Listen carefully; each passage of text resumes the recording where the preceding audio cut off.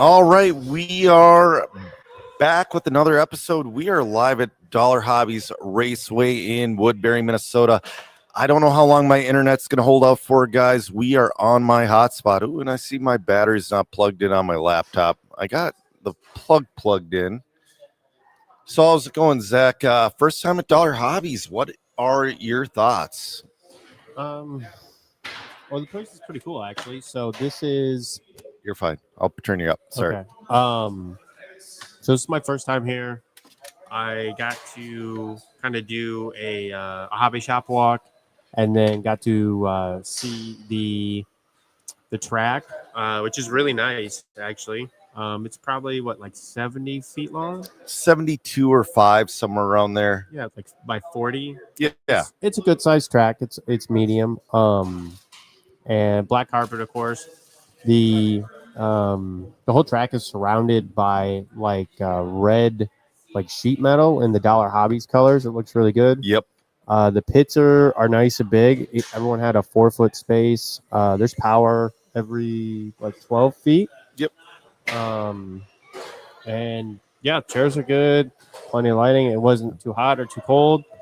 It was really nice. Yeah, I was hoping there wouldn't have been a way to get away with not having that above fan on that's just to the other side of me, because I'm like, man, the track is so much faster when that thing's off. But it's like with 70 people up here, you would have been in a sauna all weekend. Yeah. That would have been pretty brutal. Don checking in from Palmer, Alaska. Yeah, guys, we're going to try our best with the feed.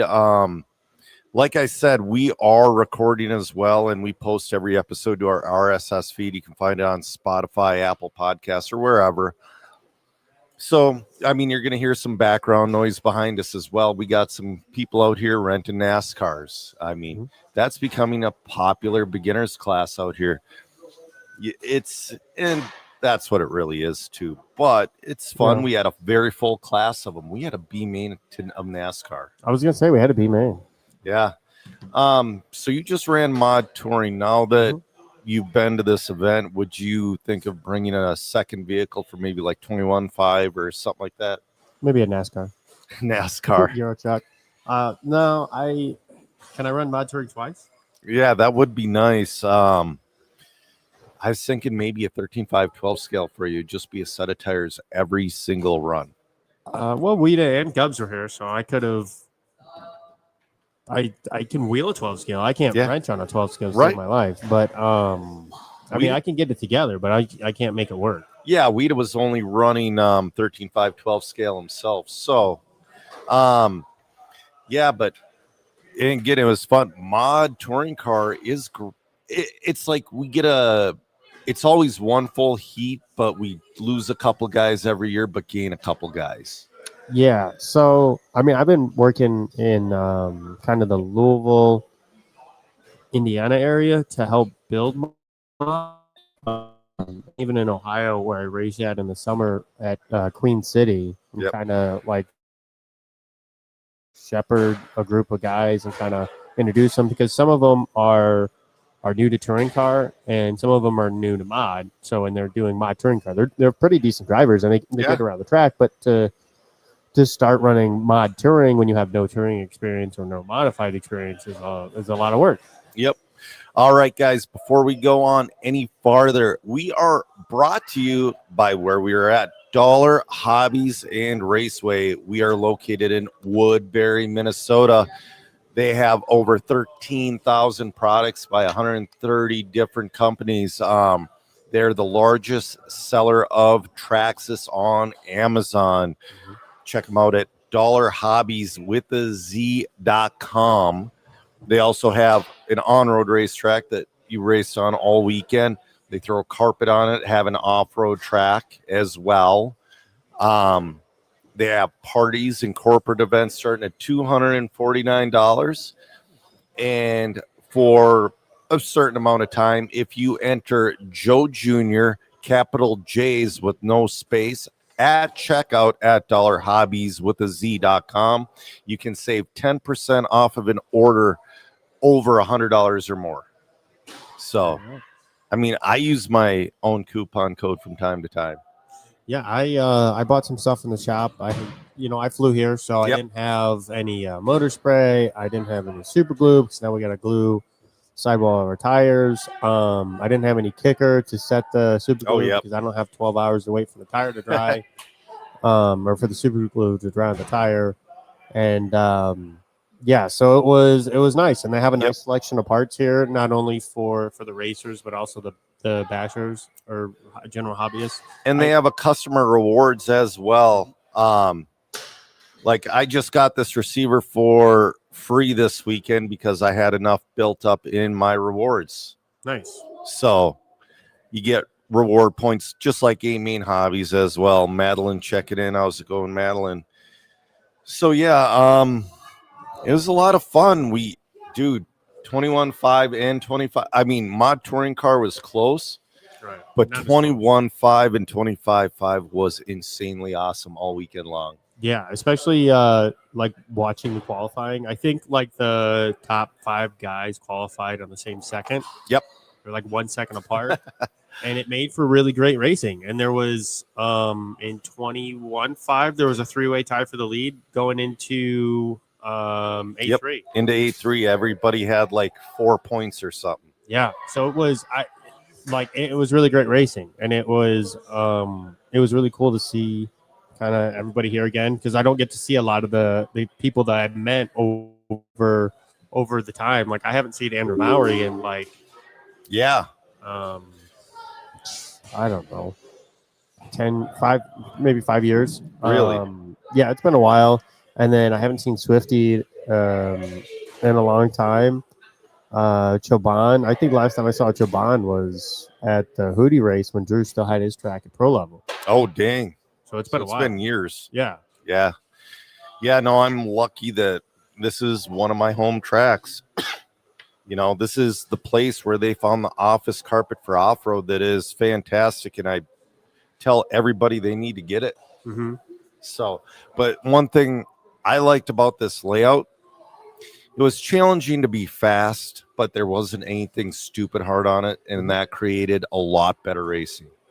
Yeah, more tracks are developing their layouts to be something like this. They're kind of easy to get around, but difficult to go fast on.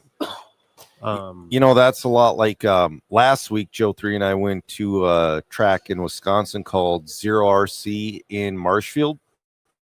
Okay. And it was very similar. It was super easy.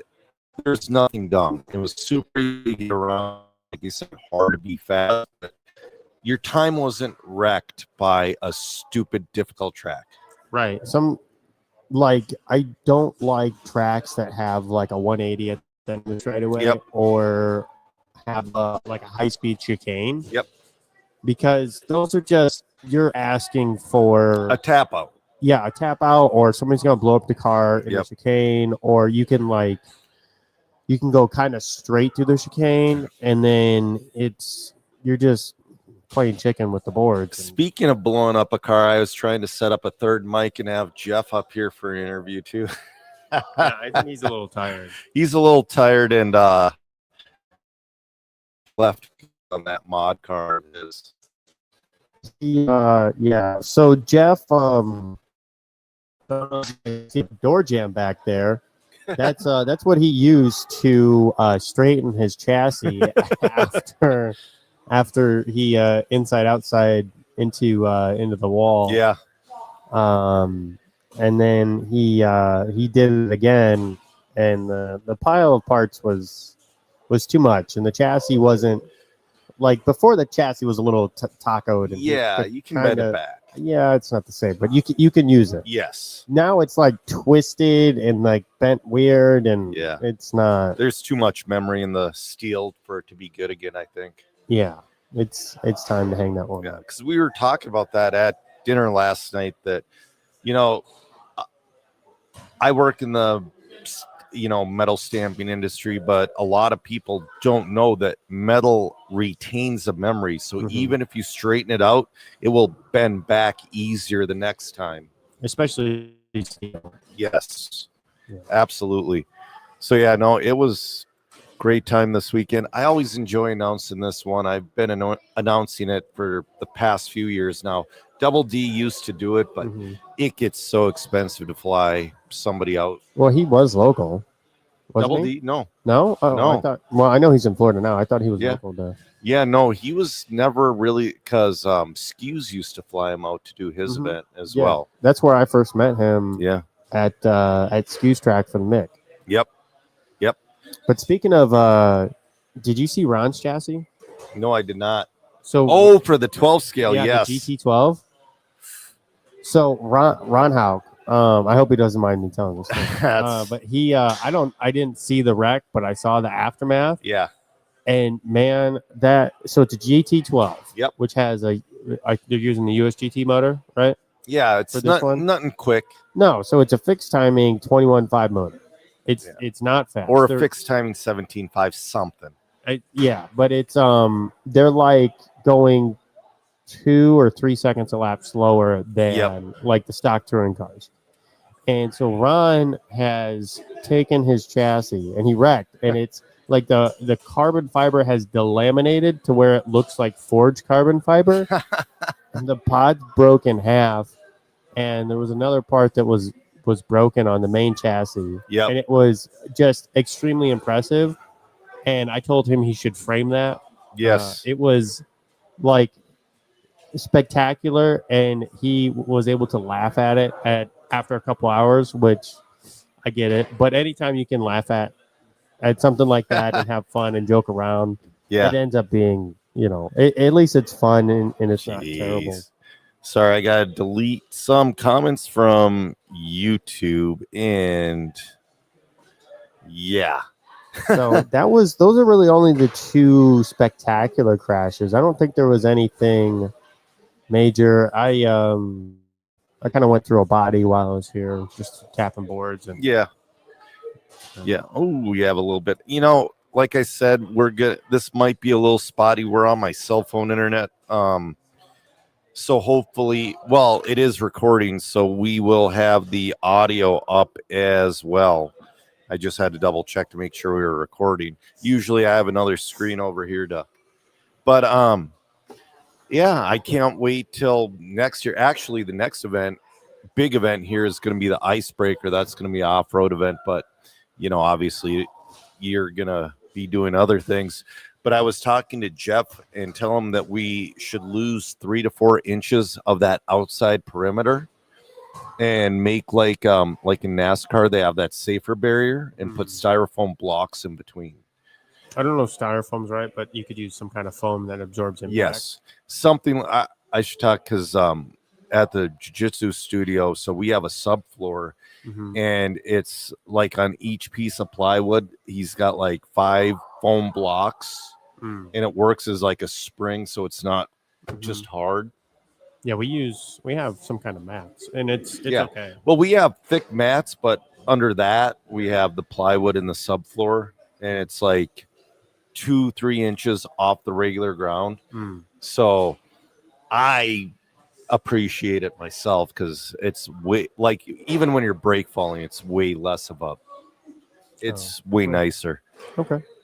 So, I think that's a good idea. Yeah. Anyways, so we're sitting here. Zach's flight has been delayed till 9 o'clock. After the podcast, I'll give him a ride to the airport. We have some silly season news already. Yeah, it's it's that time. It is that time, and I've been seeing, as the year comes to a close, so does my time with X, Y, and Z, which is to be expected. There has been no huge chassis moves yet, except for with Tyler Jones. I guess he was just absolutely ghosted by Sparko from his side of the story. I didn't reach out to Sparko for comments, but if that sucks because they've had kind of a history of. I hear they have a history of unprofessionalism. I don't know that to be the case, but I hear those things from people who have raced on Sparko. Yep, and the car is awesome. Yeah, I mean, it's obviously people are winning with it. You have Jonah Wilson, who's doing really well with it. Somebody just joined, and I wonder if they got rid of Tyler to pay his salary. Oh, I'm gonna pull it up because it's a big signing. Holy crap! When I type in Sparko on my Facebook, dude, damn, blocked me, did they? Sparko? Dude, no, there they are. There they are. It says I don't like them. What the heck? I like Sparko Racing. Sorry, I'm pulling up. It's a Parente. One of the Adrian really? Parente they signed. Oh, yeah. Well, isn't Daniel? Is he with Techno or was Adrian with Techno? I'm not sure, but yeah, Sparko just signed Parente. So that's gonna be a big move for him. And he just won a Spanish championship with their car. You know, some of the European blocks are a little easier than others. But Yeah, but not the same. yeah, it's a good start.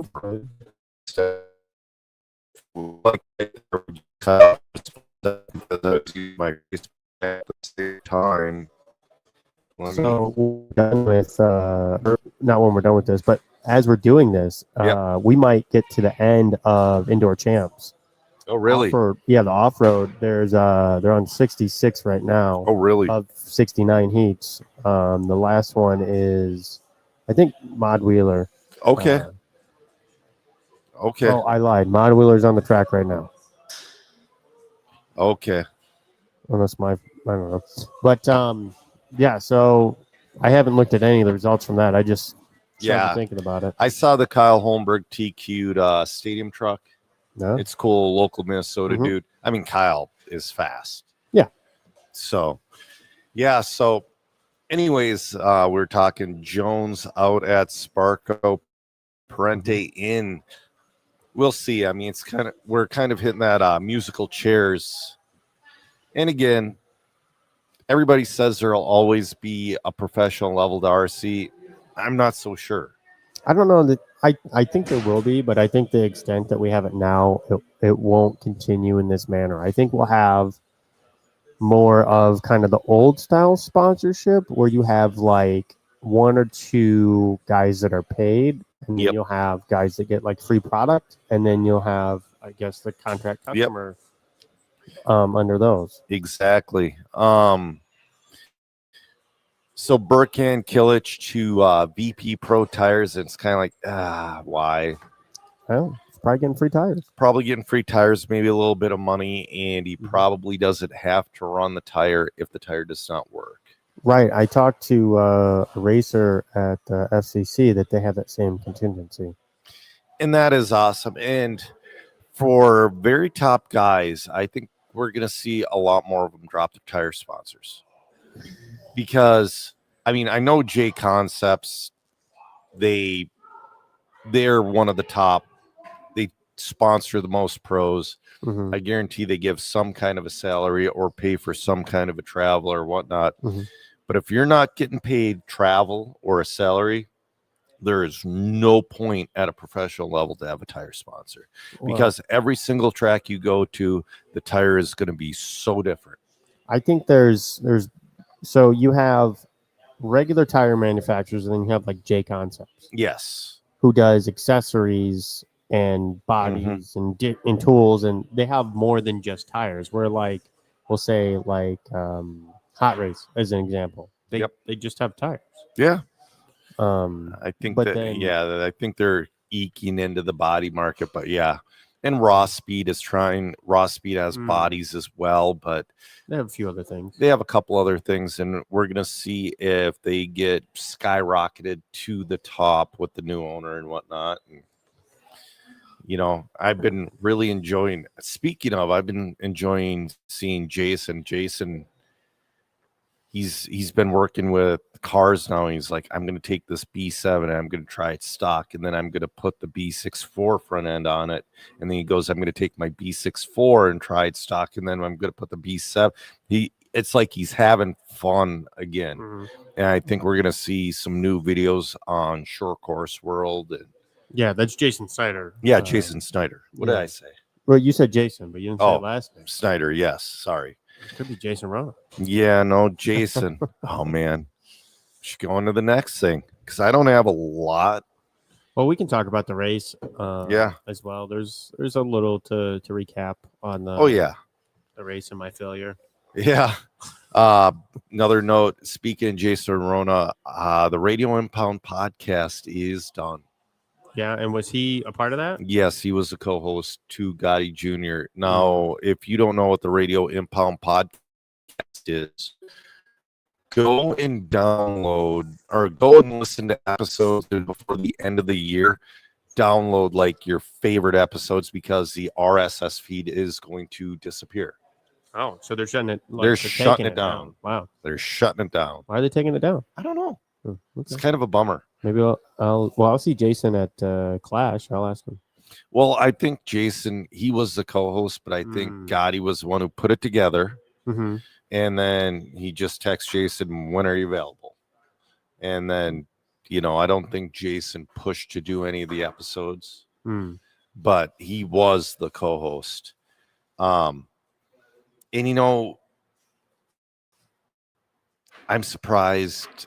I wonder if Jason might have paid Gotti for that one because they're the OG. Everybody's listened to the Radio Impound. Everybody still whenever they came out with episodes, everybody listened to it. And they didn't have any sponsors. So yeah, but that's why I kind of wonder if Jason maybe paid him to. Well, I bet Jason was taking care of all the expenses, like yeah. StreamYard or like this board right here I bought from Gotti. Yeah, I mean stuff like I'm sure that was taken care of by Jason, but I don't know. Paying somebody to do a podcast, I mean, it's kind of free advertisement anyway. Yeah, and it's fun to. Oh man, the video's glitching. I'm sorry, guys. It happens. Oh, dude, my laptop's kicking out the heat right now. Yeah. All right.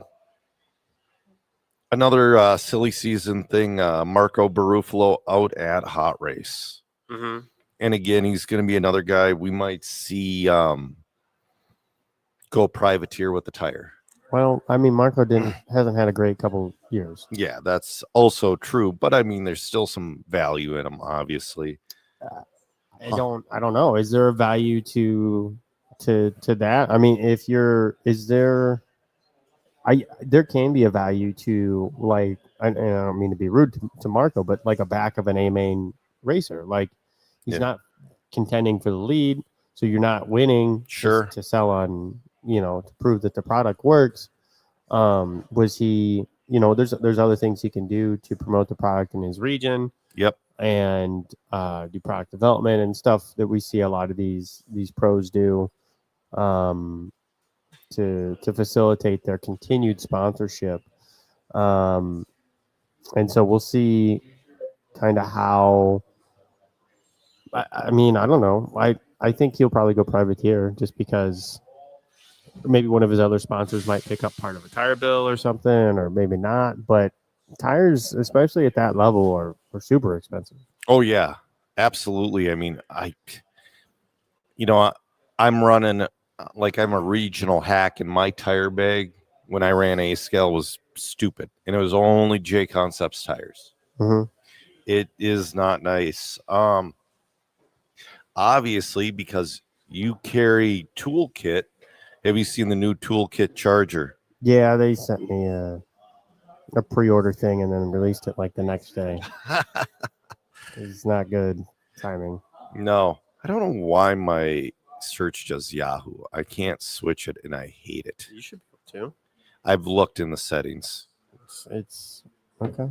Yeah. Anyways, this laptop's slow. Anyways, I bought this laptop 9 years ago. It's time for a new one.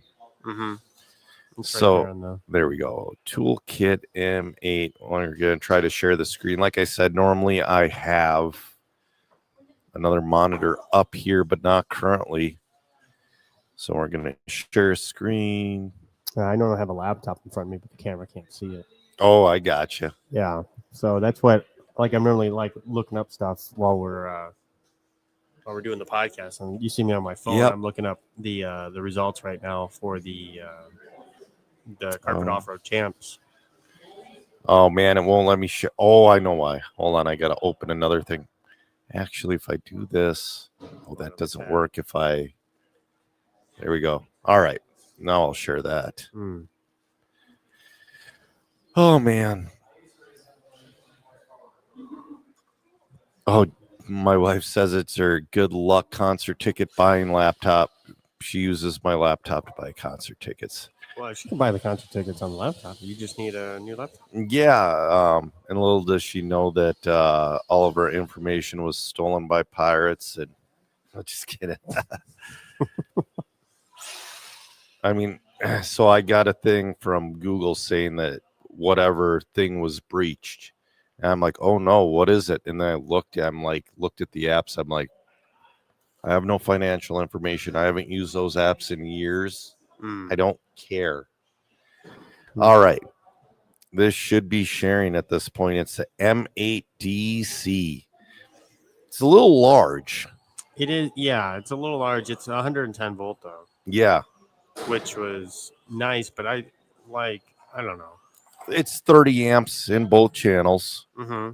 It's got a nice 50 amp sync. Oh man, my voice is starting to go, dude. You've only been talking this whole weekend. Yeah. I do like their displays. That's one thing I like about my M8D.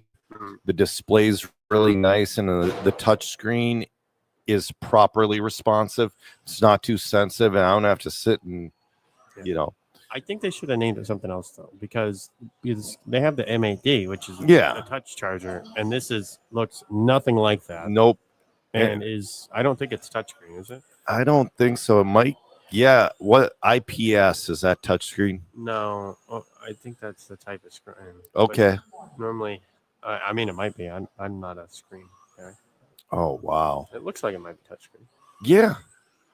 But I mean, it looks like a solid new charger. And like I said, it's still really hard to beat the iCharger. Mm-hmm. It is. But at least we got somebody out there trying. Well, they're not trying to beat the iCharger. They're trying to do something they're trying to compete with, like, I guess, like ISDT and HOTA. Okay. Like a little bit above them. Okay.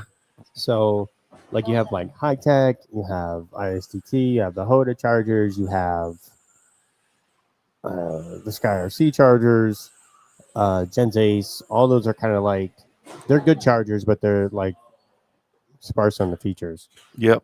And then you have like the new Coyote charger is supposed to be good, but I think it's the same as like the Sky RC one. Yep. One guy here had his crap out over the weekend, which was that's a bummer. Yeah. Well, I mean, there's people that have the toolkit chargers that crap out, and all the chargers. I've had in my first iCharger, the fans didn't work. Mm-hmm. And then I exchanged it, and then I had the same iCharger for 10 years. Yeah. So yeah, it's not nice giving me if it's touchscreen. Yeah, it's very nice. It just says it's an LCD screen. If it's LCD, it's not. Yeah. I can look here. Let me pull up their email. So anyway.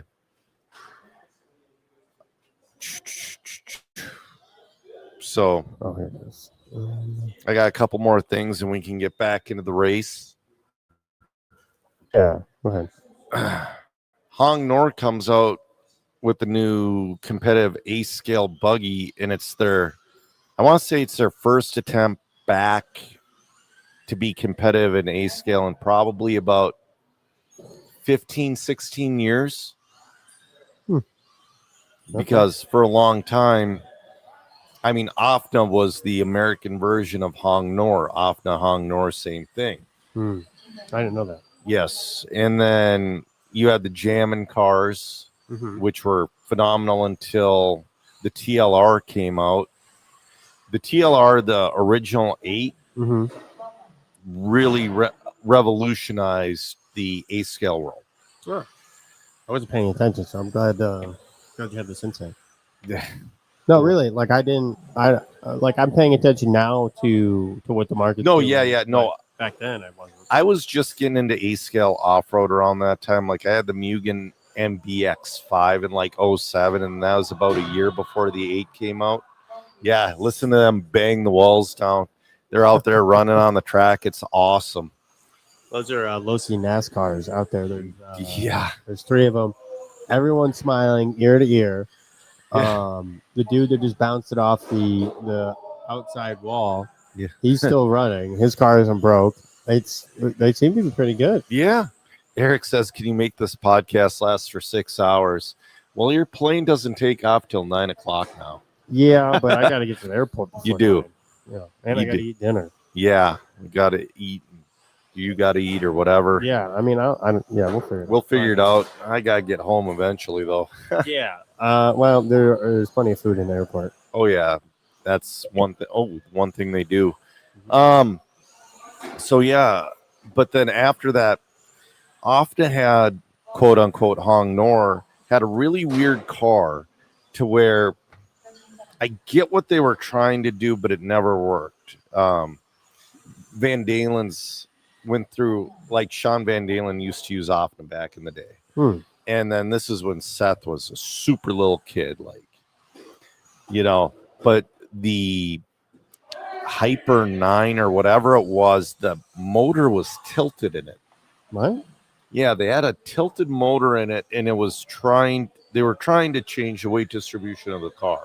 Right. So, and the driveline, so you could probably get it straighter or something. Yeah, I don't know. I don't know why they did it, to be honest. I mean, they did it to try to change weight distribution, and it failed terribly, and that was the last car that they had that was a race car. Then after that, it was, you're ready to runs, all that. And Hong Nor has always had, I would have put them on the level the past 15 years, the level of like Caster, Team C. I forgot about Team C. Yeah. Along those levels, it's like, it'll get you around the track, but dude, you're not winning races with it. Yeah. And if you are winning races with those cars, you need to find better competition.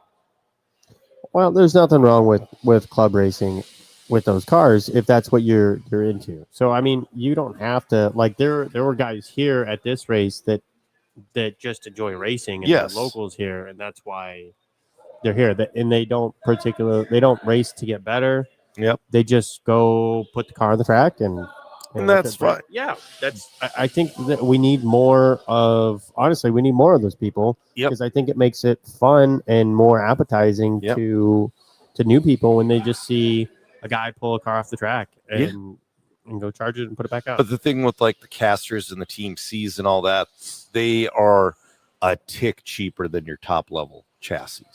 Yeah, I don't quite understand. Like in touring car, there's like the Tamiya TT02. Yeah, I think that's a great.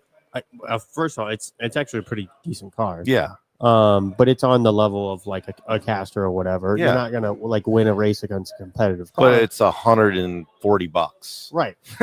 And so I think that's really good. But then you have like them trying to make a competitive touring car, and you're like, is it competitive? Yeah. And then it's competitive on asphalt, but not carpet because it's yeah. Then I forgot to say, Brian's in here, and as of now, he's on the team. We got a ran out of talent team doing the Hobbyplex Enduro 6 hour. Wow. So what you do is you go to the Hobbyplex at 7:30 in the morning.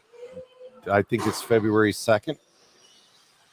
Yeah, Brian posts. He's saying your guys' speakers can handle all that from us. Yeah. But you go 7:30 in the morning, you get your kit, and your team builds it. And I want to say the drivers' meeting's something like 10:30, and the race starts at 11. So you build the car and race it on the same day. Wow.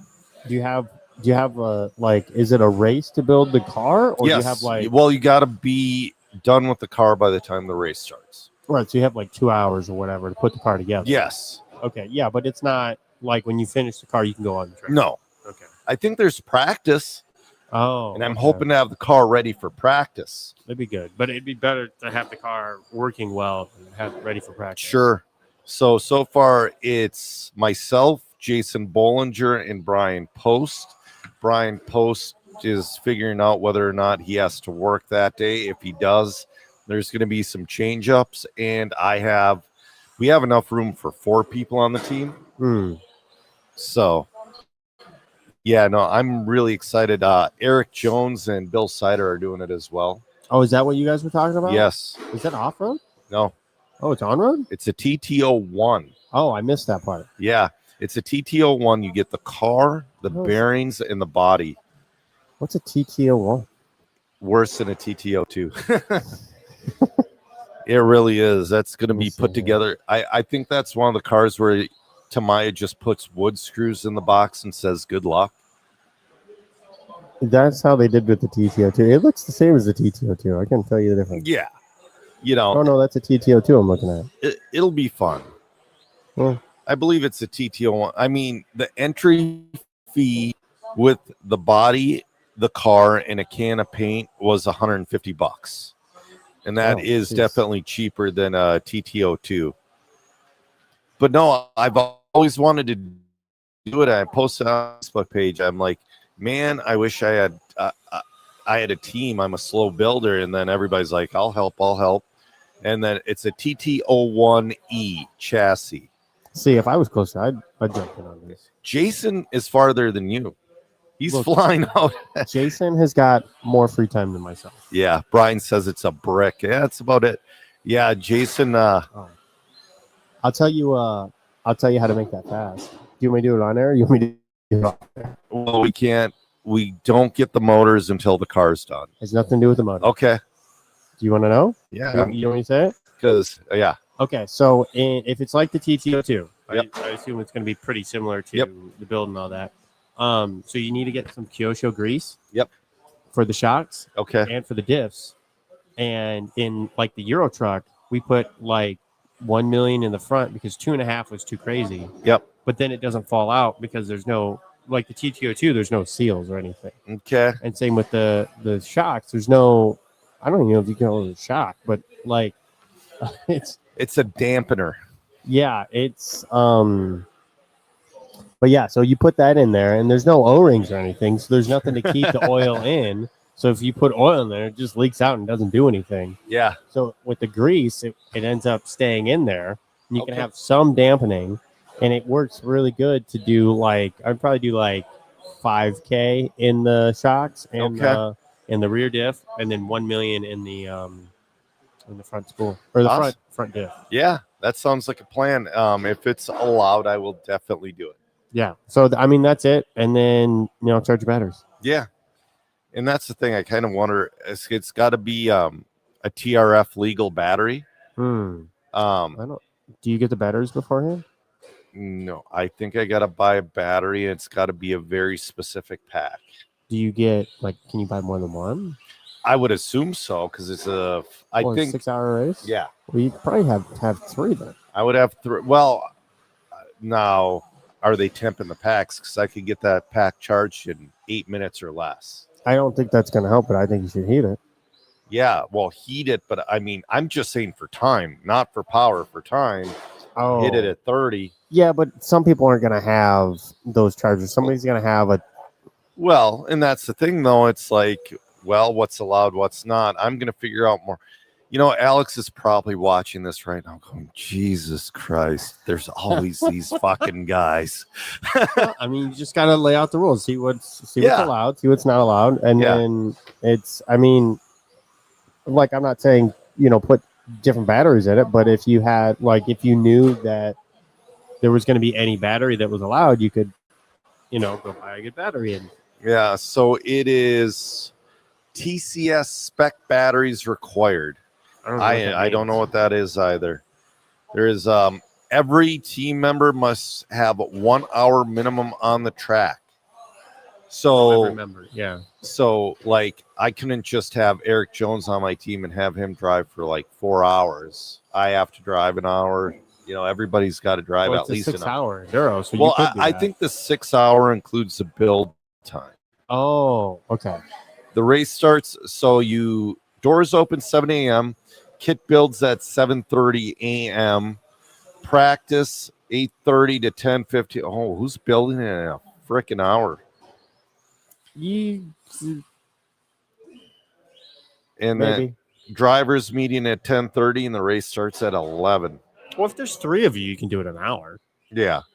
Because somebody can put together the shocks, somebody puts together the diffs, Yeah. But somebody puts together the kit. Yep. And then I assume the electronics are so rules: kit must be built per kit instruction. Okay. No modifications. Okay. Battery strap must be used. Right. Motor heat sink and fans are allowed, but motors will be handed to the team after the car is built. No break-ins or drops allowed. So there goes my old school, like. Yeah. Well, Oof. get yourself a nice 40 millimeter fan. Yep. I have one. And figure out how to mount it to that. Maybe you get, I don't know, you make a little mount thing and find a screw that you can put it to. That Protec mount is really nice. Not the clip-on one. No, not the screw-on one. It's the round one that goes on and you screw it and it gets tight. It doesn't slide. Yeah, I don't know if you're going to be able to use that.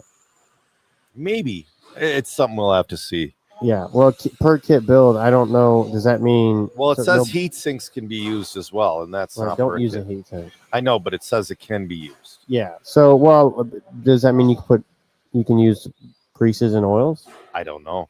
So, come on. That's gonna be. And again, Alex is probably like, God, why is he even talking about this? Now there was, but maybe there would be addendum. But. Bill and Eric are going to be there, so we need every damn thing we can get.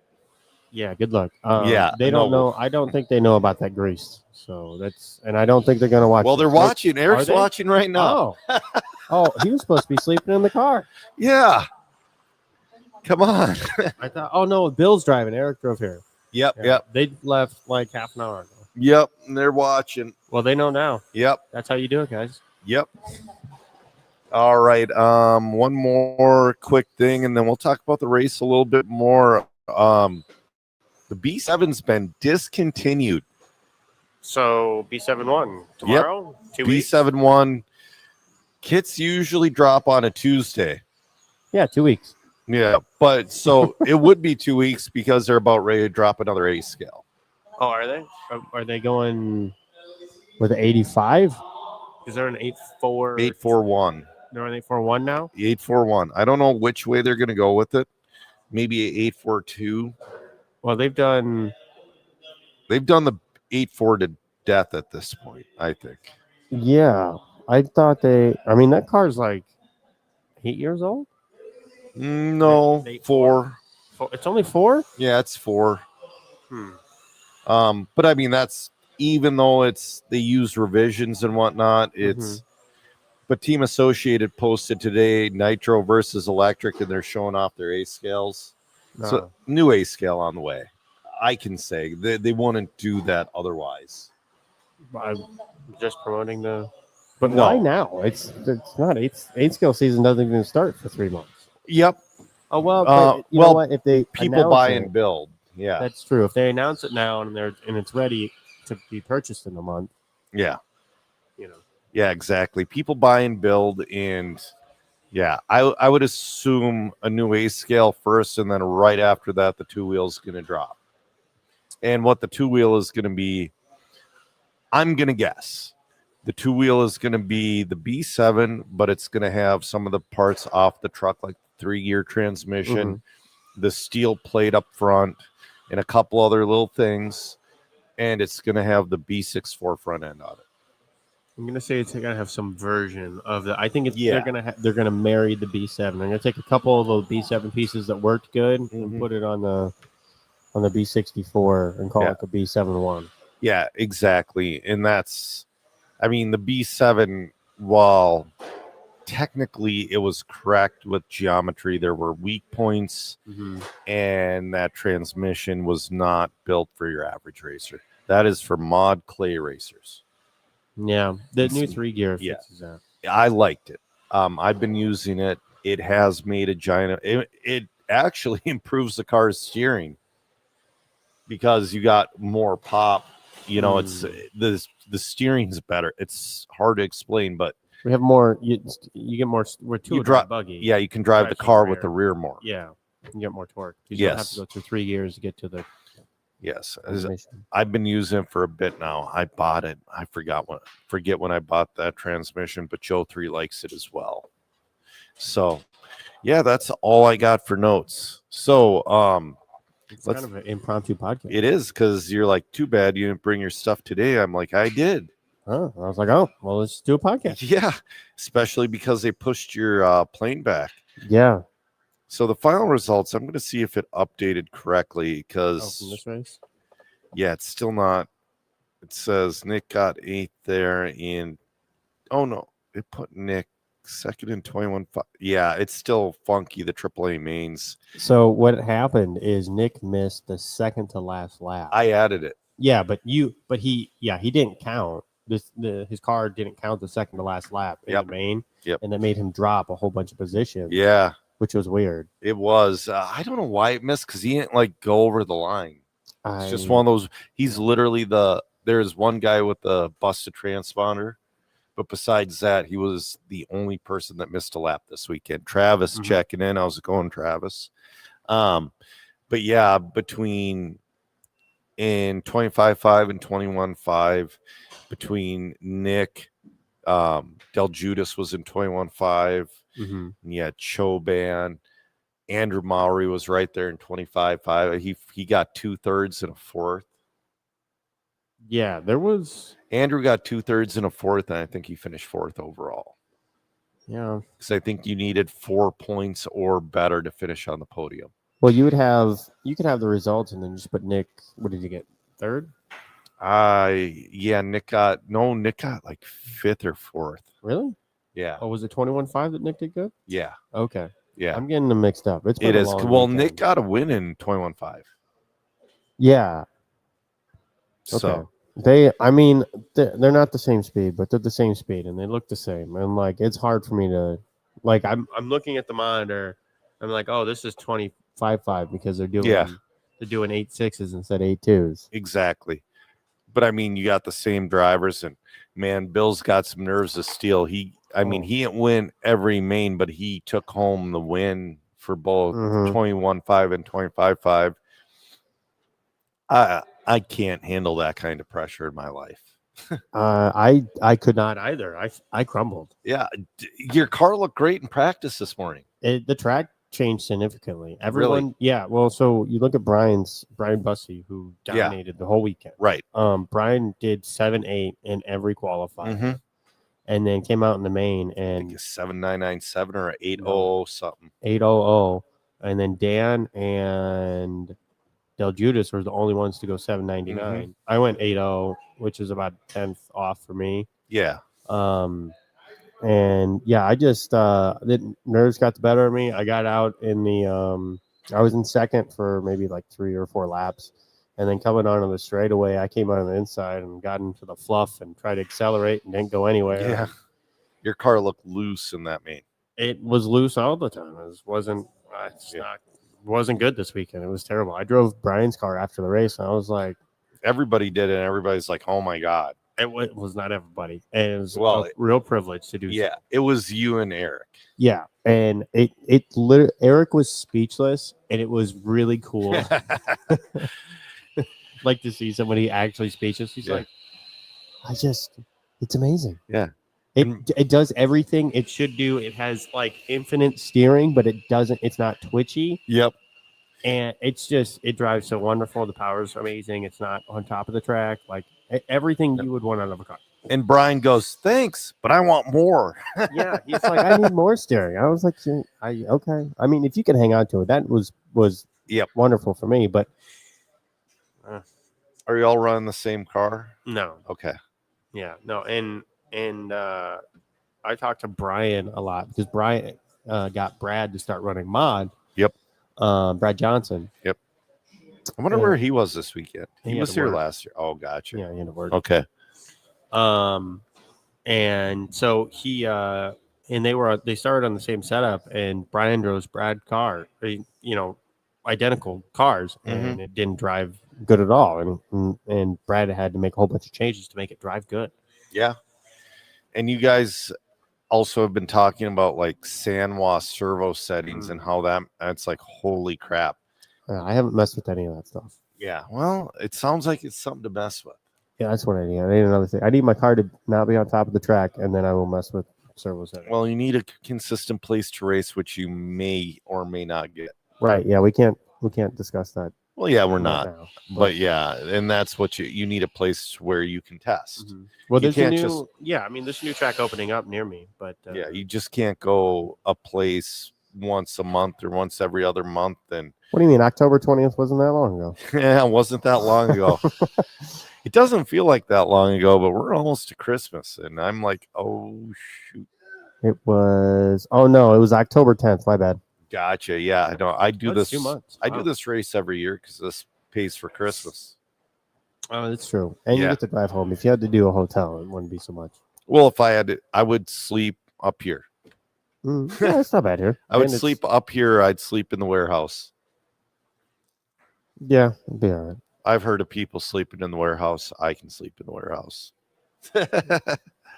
So, anyways, yeah, man, the track, like we said, the touring car was really good. The guy, he was running 12 scale. Cody Burke. Cody did good. He's from MMR with Andrew Maury's track. Okay. Apparently I've never or no, that was Ethan. I'm sorry. I think Cody's local here. Okay. And yeah, I've never seen him before. I've never heard of him, and he's might be 20. I don't know how old he is. He's a young man. He straight up put the smack down and everything. Yeah, he did really good. Weeda had a chance He was there in the main and then he tapped out. Well, that's not. Yeah, it did, but then the track fell apart too. Yeah, The dot. the dots were coming up. The Yeah. 12 scales do not like those. Well, it's the problem was that the lip on the dot came up, so it's like a multi-section dot. Yep. Or curb, excuse me. And so you take, the lip off, and then you have a 3 or a 5 millimeter thing, and the ride height on 12 scale is only 3 millimeters. Yep. So you have, so they go around and they hit it, and that's what happened to Weeda. Yep. He drove on the curb, which is acceptable. Yep. But then was punished for it and ended up. Seventh. I think he pulled off. Yeah, he pulled off, ended up seventh. Yeah. And that's the thing. I mean, John was right there on his back bumper. He gained a lot of time in the main. And I couldn't believe it because I want to say Cody was like 3 or 4 seconds up qualifying on Weeda. More than that, I think. Yeah. Unless he put it down in the last. Well, he wasn't here for the last qualifier. No. And it's like, guys, what are you doing? He had family obligations. Yeah, no, I understand. And it was a lot more. Holy crap. Yeah. So Cody Burke It's like a got lap. like Cody in 13.5, he got a 65.805, John Weeda 64.803. Yeah. I kind of wonder if John wholesaled his car overnight as well and was like, dude, I got to do something. Because John is not going to take that. No, John's car didn't look great in the main, but it was keeping up. Well, that's the thing. And, Cody wasn't lighting it up on, like you said, the track. Yeah. Slow down. It did, yeah. So I don't know. I don't know exactly what happened. I was a little disappointed in the track because I was hoping it was going to be like Q2 from yesterday, and it was not. And that's the thing with this. Like, I don't remember. Like, this particular carpet gets physically sticky, like super sticky. I don't think there was any grip. I know, but I'm saying sticky to walk on. Like Maybe. I went out and walked on the groove when Oh, we were did doing you? awards. Why would you walk on the groove? When we were doing awards. Yeah, but we were trying to race or practice afterwards. Let's Well, try I to didn't know practice. that. What are you gonna do? Oh, You're ruining the track, Joe. should do it like 128 scale, and you got to take your shoes off to Marshall. What? Yeah. Really? Yeah. Wow. 128 scale. You cannot What? wear your shoes on the or on the 128 scale track. Those things go so fast. When you hit it, can I have carpet? Can I have Marshall shoes? No Really? socks. Only socks. Socks. What happens when they hit your toe? It's gonna really hurt. You're gonna lose a nail.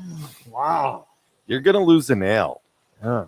Okay. All right. Well, I'm not racing minis then. Yeah. That's it for me. I need my toes. You know, Cody Burke won both 13.5 and 17.5 12 scale classes. Benjamin Burke was keeping up in the main, but just I think Benjamin's his dad. I'm not sure. I don't know. Again, I don't know. I've never met him. Yeah. Kid shows up and does phenomenal. Yeah. That's what that was.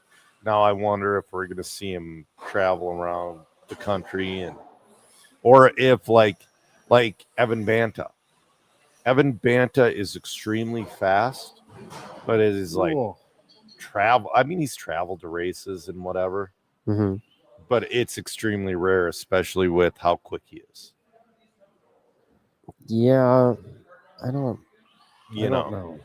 He would be like a national level race. He would be probably middle of the B, maybe bottom of the A, that type. But I mean, that's saying something. Yeah, for not racing. Yeah. Yeah. But yeah, we'll see. I mean, it was awesome meeting a whole bunch of new guys. We did street touring car with the TT02. Jackson Roby kind of crushed everybody. I didn't realize how many classes there were until you were giving out awards. It took like an hour and a half to give out awards. I know. Well, I mean, we had 25 heats. Yeah, but there was like 12 classes. Yeah. We went through 100 qualifiers between Friday and Saturday. And we went through 23 mains today. Yep. So, yeah. Yeah, a couple of them got combined. Well, most of them got combined because we had we had some triples. Yeah, and then we had the triples in there. And so like mod touring, we did 4 and 4. So there was 8 of us. Yep. Which ended up probably being better because it would have been a little, even on a big track, unless you got 8 guys that are like really close. Yeah. Like Brian would have been hurting, and then like there was I think Dave was just a little bit off pace. Yep. And then the rest of us were like, I don't know, within a couple tenths every lap. It was just kind of whoever could put together a good lap. Right. Was second through. Well, Dan pulled it together there in the main. Oh yeah. For as a general statement, Dan's always gonna figure out a way. I don't, dude. I don't know. He's just a wheel. He was catching Brian at the end of that race. Yeah. Well, yeah. I mean, and that's the thing. It's like Dan Hammond's one of those guys. He's been racing, I think, pretty consistently the last year and a half, but he'll disappear for years. Yeah. We won't see him. Like if he would have stayed. Well, he was very young when he started racing. I mean, he's literal kid. Yeah, I don't think he's 30 yet. I didn't realize that. Yeah. No, it was I remember starting to race with him at MMR in 09, 10. He's just a little kid racing a slash. You know, how a lot of people start. Yeah. And then, you know, started building up, and then it was pretty quick to where this asshole's beating me. Come on. Yeah, it doesn't take long for the kids to do that now. Yeah, exactly. All right. Is there anything else we should recap on this one? Yeah, we can talk about my failure a little bit more. Yeah. So I ended up qualifying second. Like a couple tenths ahead of Dan. Yep. And then Dan was a couple tenths ahead of Del Judas. Yep.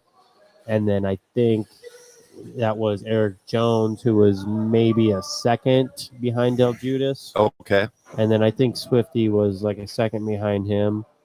So it was pretty close. And Jeff was kind of there, and then he blew up his car and stopped riding. Yeah. Which I get. Yeah. And Dave did the same thing. Yeah. So they didn't run the main. But so yeah, it was. So we started out the main. it started out great, and then I got a lot of pressure from Dan, and I couldn't get comfortable. I was gonna say I saw immediately that your car was not comfortable in the start. No, I mean I'm none of the mod cars look comfortable to me, but yours looked especially like your back end was twitchy. I'm like, ooh, let's see if you can hang on. I was kind of waiting to see if the tires would maybe warm up a little bit. And once we got going after I failed the second time, yeah, it was okay. It still wasn't great, but it was okay. If I could have just gotten into a rhythm, it would have been okay. Gotcha. But it was, yeah, I just couldn't get in the rhythm. I was, second, third lap got in the straight away, and then my next failure was a couple corners later, and I ended up going from third to fifth, or no, fourth to fifth when Eric got by, and I was trying to chase him down, and Eric's second time running mod touring. Yep. Which is astounding. I my second time running mod touring car at a race was, I think I took the car home in a bag. I bet you did. I mean, you probably did a Jeff Choban to it. I have not done a Jeff Choban. Well, yes, I have, but it's this summer out racing asphalt. I got out in the fluff. On the outside of the end of the straightaway, and I had no brakes, and I just went right into the wall. Well, sorry for yawning, guys. I have just about had it. Yeah, so, Ron, it was a fun weekend. Ron was here racing. We talked about your chassis earlier today. That was really cool. If you end up framing that, Ron, send me a picture. Yeah, exactly. Yeah, one of these times I want to race at this event. You could have. I could have, but the thing is, it's like I don't want to do like a Losi NASCAR or a TTO2. You need somebody to wrench on your car. Well, that's the thing. And I'd wrench on the car for you. I was thinking about, 25.5 would be a good spot.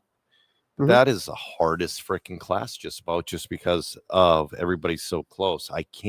You can't back into the A main in 25.5 touring car. I mean, you can, but you end up getting it's no fun pulling over every couple laps. Well, but there was a B main. Yeah, there is a B. I would have been in the B, and I would have been fine with it. But, yeah, and that's the thing too, though. It's like, there's a C main actually. Was there a C main? There was a C main of the 25.5. Well, that's where you'd be. No.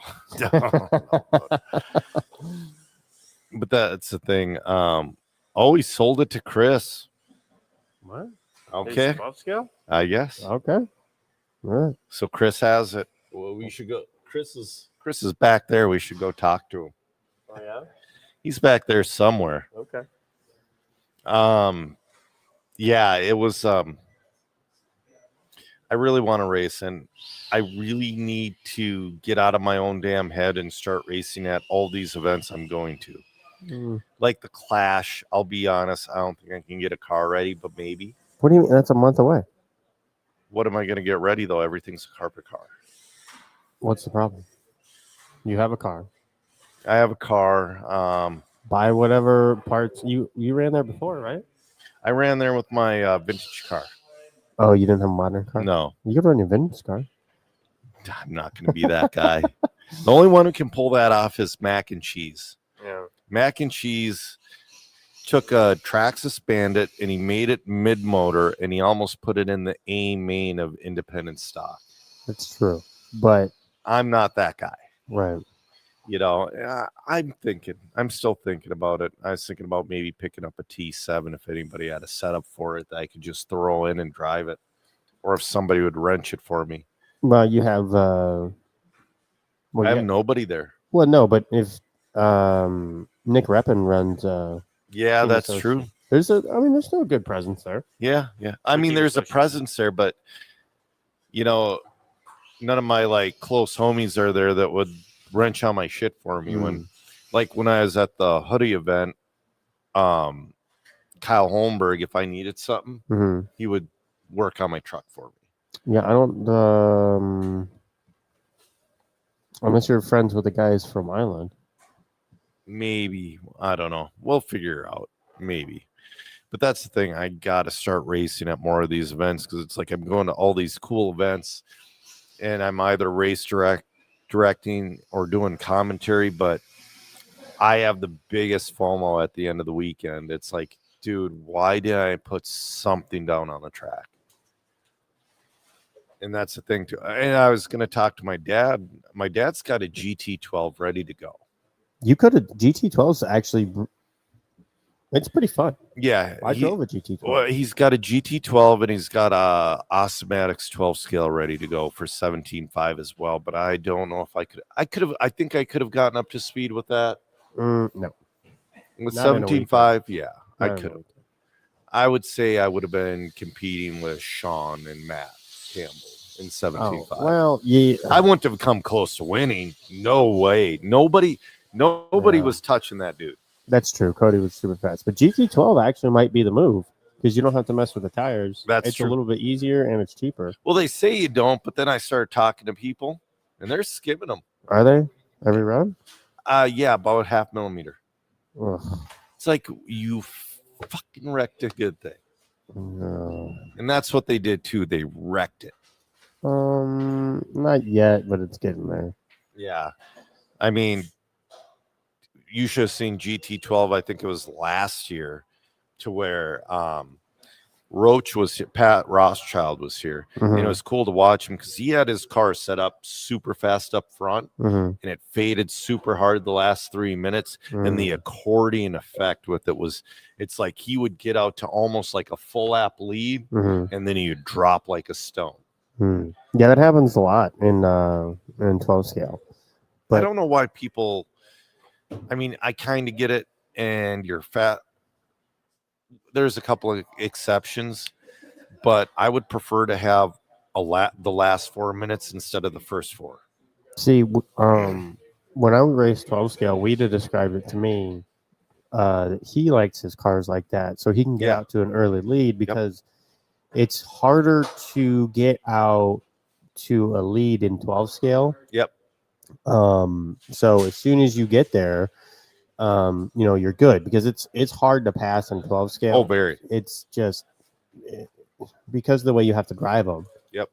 You don't know what the guy's going to do. Well, there was an event. I want to say it might have been one of the Minnesota State champs at one of the car shows. Mm-hmm. We'd got out to an early lead in one of these races. Mitch Whitteman was in 2. Mitch was super fast. I probably still is. I haven't seen the guy in 10 flipping years. Mm-hmm. Weeda was in the lead. He crashes, still in the lead by a bit. He pulls off and goes, I'm done. Because he knew he was done because the way his car faded, it would have been a few minutes. He would have gotten basically ran over. Well, second place is responsibility to pass. I know, but that was wild. That one sticks out in my head. Yeah, that happens. I mean, it depends on the driver, and the batteries now are getting a lot better. That's true. To where you don't have that crazy fade anymore, but it's still it's not as much because they used to fade like a full second. Oh yeah, now it's like 0.6. Yeah, 0.6 of fade. It's not as bad, but it's substantial. But also, it's not just a battery; it's your motor getting hot and your tires and everything fading. Yeah. And that's one thing I did like about touring car is they fade, but not nearly as hard. Maybe a couple tenths. Maybe. It's just motor battery. And your tires don't really fade. Some of the slower drivers were getting their fastest lap on the last couple. Yeah, that's true. Because all the power faded and they could drive it better. Mm-hmm. But yeah, man, I'm thinking about a touring car. I don't know. Get one. If you're gonna get one and run here, get an Osmatics. Can't. They don't have. Is it against Team Associate? Oh, right. I have the TC8. I forgot they came out with a touring car. The TC8 is actually, that's one of those cars to where The Osmatics is a great car. Mhm. So is the X-Ray. Yeah. But even with the TC8, I'm not going to go faster than what the car is capable of.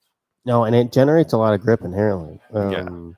Which had been like really good this weekend. Yeah, it would have been. I think there's only one, and he was in the B main with it.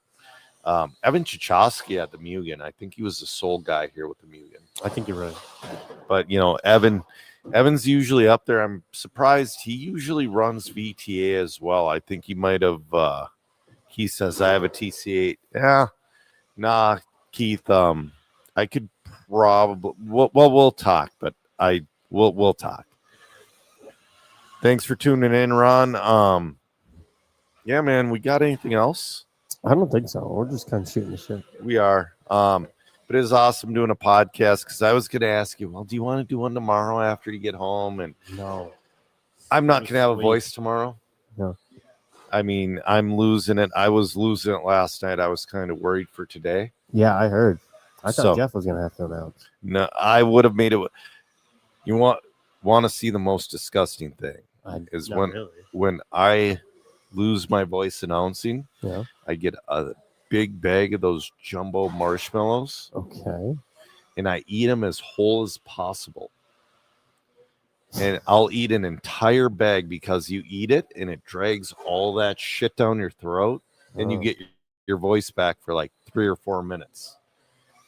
I'm serious. And then you do it again and again. And then literally, like, I'm pretty bloated right now, but my gut goes like way out. Dude, Dude, that's nasty. I've had to eat in a weekend 2 giant bags of marshmallows.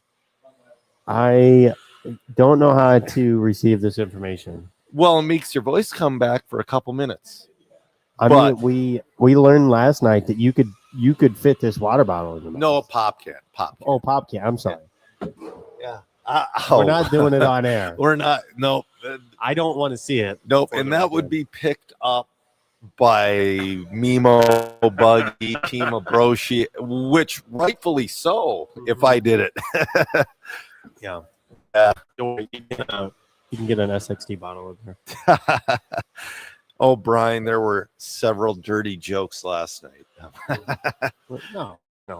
Racers are respectful. There's no dirty jokes or any of that. And I almost didn't get mod fire from a gig by using the C word. None of that. No, never happened. So, yeah, guys, I'm Joe Zer Jr., and with me live for the first time was Zach Donathan, and we have ran out of talent. Have a good night, guys.